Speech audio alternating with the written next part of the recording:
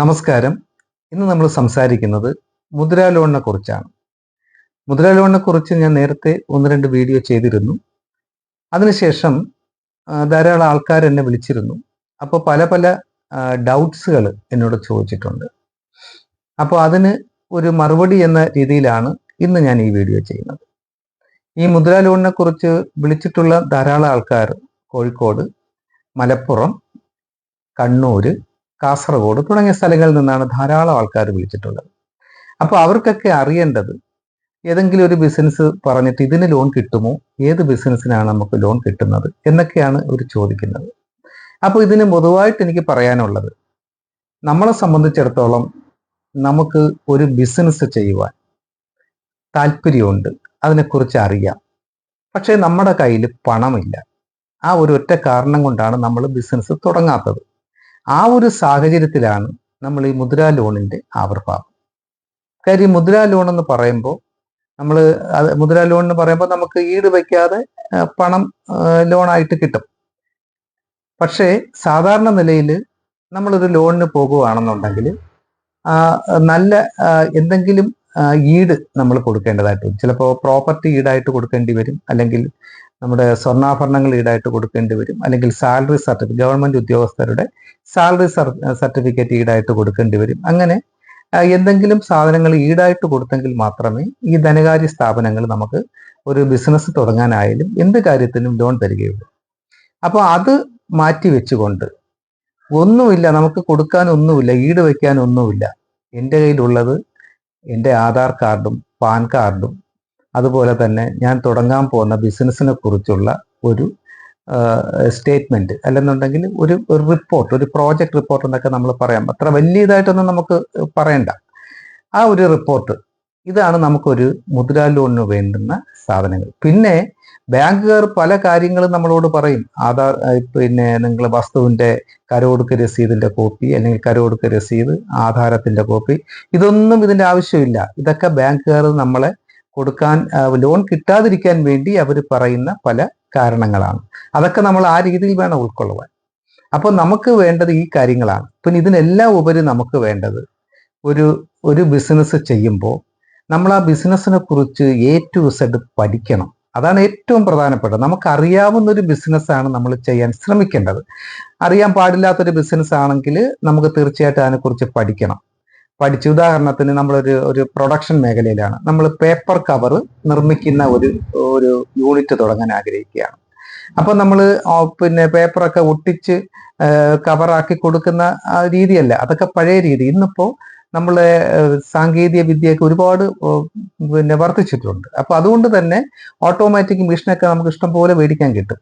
5000 രൂപയൊക്കെ, 5 ലക്ഷം രൂപയൊക്കെ കൊടുക്കുകയാണെങ്കിൽ നമുക്ക് ഇതിൻ്റെയൊക്കെ മെഷീൻ കിട്ടും. അതിനകത്ത് പേപ്പർ നമ്മൾ അടുക്കി വെക്കുന്ന ഇത് മാത്രമേ ഉള്ളൂ. സൈസ് നമ്മൾ കൊടുത്തു കഴിഞ്ഞാൽ എത്ര കവർ വേണമെങ്കിൽ നമ്മൾ ഓർഡർ കൊടുത്താൽ മതി. അത് നമ്പർ പ്രസ് ചെയ്താൽ മാത്രം മതി. 10,000, 20,000, 50,000 എത്ര കവർ വേണമെങ്കിലും നമുക്ക് ഒരു ദിവസം കൊണ്ട് തന്നെ നമുക്ക് അടിച്ചെടുക്കാൻ പറ്റും.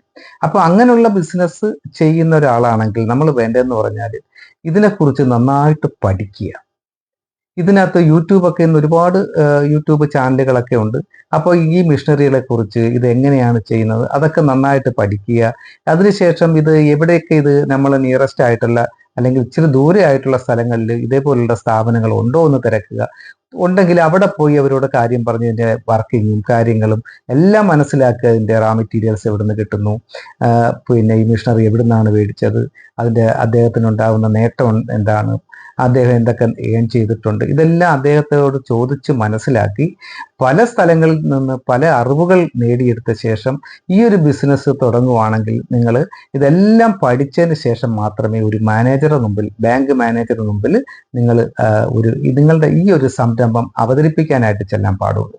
അദ്ദേഹം ഏത് ചോദ്യം ചോദിച്ചാലും കൃത്യമായിട്ട് മറുപടി പറയാൻ നിങ്ങൾക്ക് സാധിക്കുമെങ്കിൽ നിങ്ങൾക്ക് ലോൺ കിട്ടും, യാതൊരു സംശയമില്ല. പക്ഷെ ഇത് ഒന്നും അറിഞ്ഞുകൂടാതെ എനിക്ക് എന്തെങ്കിലും ഒരു ബിസിനസ് തുടങ്ങണം, എനിക്ക് കുറച്ച് പൈസ വേണമെന്ന് പറഞ്ഞാൽ ഒരു ബാങ്ക് മാനേജറും പൈസ തരത്തില്ല.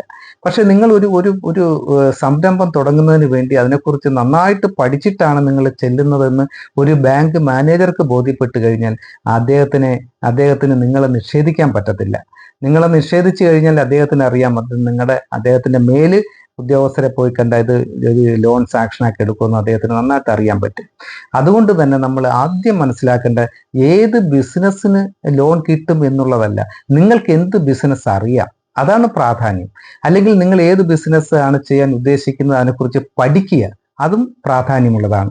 അപ്പം ഒരു ബിസിനസ്സിനെ കുറിച്ച് നന്നായിട്ട് പഠിക്കാതെ ഏത് ബിസിനസ്സും, നമുക്ക് സർവീസ് മേഖലയാവാം, പ്രൊഡക്ഷൻ മേഖലയാവാം, അല്ലെങ്കിൽ വ്യാപാര മേഖലയാവാം, ഏത് വേണമെങ്കിലും ആവാം, നിങ്ങൾക്ക് ഇഷ്ടമുള്ള ബിസിനസ്, നിങ്ങൾക്ക് മനസ്സിനിണങ്ങിയ, നിങ്ങൾ ആഗ്രഹിക്കുന്ന ആ ബിസിനസ് ചെയ്താൽ അല്പം സന്തോഷം കണ്ടെത്തുന്ന, പ്രോഫിറ്റ് ഉണ്ടാക്കുന്ന ബിസിനസ് നിങ്ങൾ സെലക്ട് ചെയ്യുക.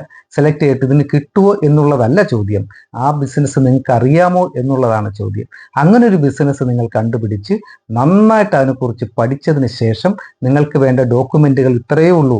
നിങ്ങൾക്ക് ഒരു സ്ഥാപനം തുടങ്ങാനാണ് നിങ്ങൾ ഉദ്ദേശിക്കുന്നതെങ്കിൽ ഒരു കട വേണം. അതിന് സ്വാഭാവികമായിട്ട് പഞ്ചായത്തിന്റെ ലൈസൻസ് ഉണ്ടാവണം. പിന്നെ നിങ്ങളുടെ ആധാർ കാർഡ്, പാൻ കാർഡ്, പിന്നെ നിങ്ങൾ ഉദ്ദേശിക്കുന്ന എന്താ ബിസിനസ് അത് ചെയ്യാൻ ഉദ്ദേശിക്കുന്നത് അതിനെക്കുറിച്ചുള്ളൊരു പ്രോജക്റ്റ് റിപ്പോർട്ട്. ഈ പ്രോജക്റ്റ് റിപ്പോർട്ട് എന്നൊക്കെ പറയുമ്പോൾ നിങ്ങൾ ഭയങ്കരമായിട്ടൊന്നും പേടിക്കൊന്നും വേണ്ട. 2 ലക്ഷം രൂപ വരെയുള്ള ലോണുകൾക്ക് നിങ്ങൾ എഴുതി കൊടുക്കുന്നത് തന്നെയാണ് പ്രോജക്റ്റ് റിപ്പോർട്ട്. അതിനകത്തൊന്നും വലിയ ഡിമാൻഡ്സ് ഒന്നും ഒരു ബാങ്ക് മാനേജർക്കും ചോദിക്കാൻ അവകാശമില്ല. അപ്പോൾ ഇതിനും ഉപരി, ഈ പറഞ്ഞ ഡോക്യുമെന്റുകൾക്ക് ഉപരി ഒരു ബാങ്ക് മാനേജർ എന്തെങ്കിലുമൊക്കെ ആവശ്യപ്പെടുന്നുണ്ടെങ്കിൽ അത് നിങ്ങൾ ഓർക്കുക. പിന്നെ അതൊക്കെ വെറുതെ പറയുന്നതായിരിക്കാം. പിന്നെ വലിയ 20 ലക്ഷം വരെ നമുക്ക് ഈടില്ലാതെ ലോൺ കിട്ടും. അപ്പോൾ വലിയ പ്രോജക്റ്റുകളൊക്കെ ആവുമ്പോൾ ചിലപ്പോൾ ഈ പൊല്യൂഷൻ സർട്ടിഫിക്കറ്റോ അങ്ങനെയൊക്കെ ഉണ്ടെങ്കിൽ അത് ചിലപ്പോൾ ആവശ്യപ്പെട്ടെന്ന് വരാം. അല്ലാതെ ബേസിക് ആയിട്ട് നമുക്ക് വേണ്ടത് ആധാർ കാർഡ്, പാൻ കാർഡ്, അതുപോലെ തന്നെ ഈ ഒരു പ്രോജക്റ്റ് റിപ്പോർട്ട്. ഇത്രയും കാര്യങ്ങളുണ്ടെങ്കിൽ നിങ്ങൾക്ക് ഒരു ലോൺ കിട്ടും, യാതൊരു സംശയമില്ല. പിന്നെ നേരത്തെ ഞാൻ പറഞ്ഞതുപോലെ ഒരു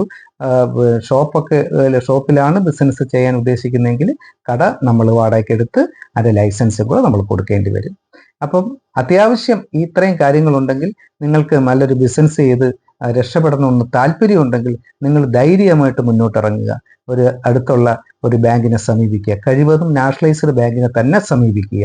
മിക്ക ബാങ്കുകളും നമ്മൾ വിചാരിക്കും നാഷണലൈസ്ഡ് ബാങ്കുകളാണ് നമ്മളെ തൊട്ട് മുമ്പിൽ കാണുന്നത്. പക്ഷേ മിക്ക ബാങ്കുകളും പ്രൈവറ്റ് ബാങ്കുകളാണ്.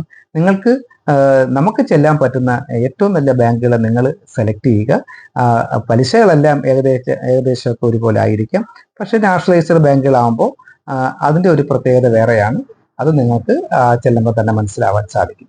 അതുകൊണ്ട് തന്നെ തീർച്ചയായിട്ടും നിങ്ങൾ ഒരു ബിസിനസ് ചെയ്യുവാൻ വീണ്ടും നിങ്ങളോട് ഞാൻ ആവശ്യപ്പെടുകയാണ്, അഭ്യർത്ഥിക്കുകയാണ്. കാര്യം നിങ്ങൾ ബിസിനസ് ചെയ്യണം. നമ്മൾ ഇന്നും ഒരു കൺസ്യൂമർ സംസ്കാരം വെച്ച് പുലർത്തുന്നവരാണ്.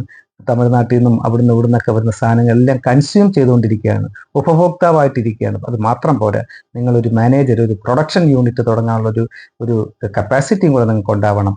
അങ്ങനെ നമ്മുടെ കുടുംബം രക്ഷപ്പെടും, നമ്മുടെ നാട് രക്ഷപ്പെടും, നമ്മളെ രാജ്യം തന്നെ രക്ഷപ്പെടും. ഓക്കെ, ഈ ഒരു വീഡിയോ ഇഷ്ടപ്പെട്ടുവെങ്കിൽ നിങ്ങൾ തീർച്ചയായിട്ടും ഇത് മാക്സിമം ഷെയർ ചെയ്യുക. ഇനി നമുക്ക് മറ്റൊരു വീഡിയോയുമായിട്ട് വീണ്ടും കാണാം. നന്ദി, നമസ്കാരം.